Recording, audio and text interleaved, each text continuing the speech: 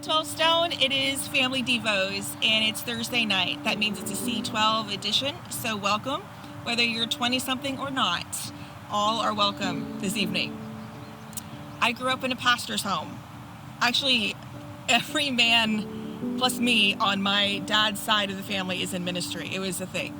Anyway, but growing up in a pastor's home back in that day, we used to not only attend Sunday morning services, there was also something called a Sunday night service. And I don't know if any of you were part of this, but it was like a whole nother service. It was another sermon. It was all of this, and there were no kids' activities during the Sunday evening service. So that meant my brother and I had to sit in big church with my mom. We hated it. We did not want to be there. We felt like it was completely boring, and we would fuss about it every week. So my mom relented and let us bring toys. I don't know. She just did. So my brother would bring his little Matchbox cars, and he would roll them up and down the cushioned pew. I would bring my dolls, and then we would fight because he would come across the barrier that I had created with pencils. And inevitably, we would become too loud. We would stir up a commotion. And my mom's way of dealing with that was to reach over and pinch us. I don't know why she thought that would lessen the noise, because it only made us erupt with frustration and tears. But she would pinch us and she would say, "Be still, be still." How am I supposed to be still when I'm sitting in a place I don't want to be? How do we be still when we find ourselves in a place we don't want to be and we think we shouldn't have to be? So, Psalm 46 says this: God is our refuge and strength, an ever-present help in trouble. Therefore, we will not fear.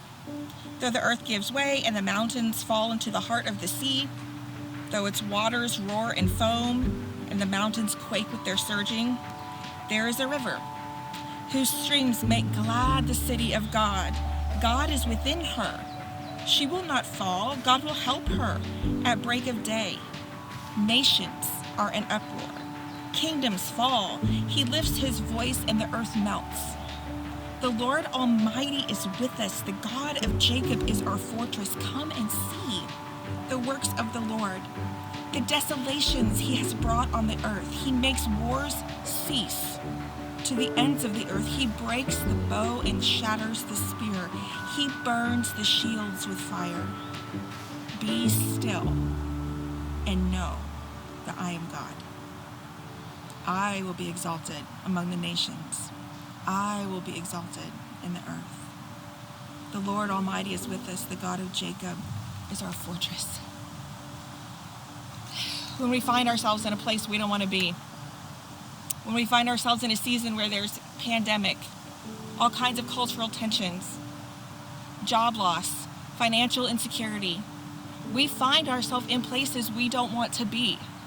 A relationship has ended, or something hasn't yet started that you thought would start quite some time ago, and you find yourself in a place you don't want to be. And here comes the Lord saying, hey, I'm the one that stops the wars. I'm the one that brings peace. I'm the one that makes the rivers flow. And he says, be still. Be still and know that I am God. If you read that verse in the Message version, it says this: not just be still, but step out of the traffic. Take a long, loving look at me, your high God, above politics, above everything. Wow. Step out of the traffic. Take a long, loving look at God, who is above all, above the politics and the pandemic, and know that he is God. Take some time to be still today and look at the loving God. You won't stay where you don't want to be forever. It's a season and it will pass. And in the meantime, as you're being still, nope. So find some time to be still and look at a loving God who's aware of everything. And the good news is, even when you're where you don't want to be, He is with you. He is with you. And the passage in the Message version actually calls him the God of angel armies. He's with you. No matter where you are, whether you want to be there or not, God is with you. Take some time to be still.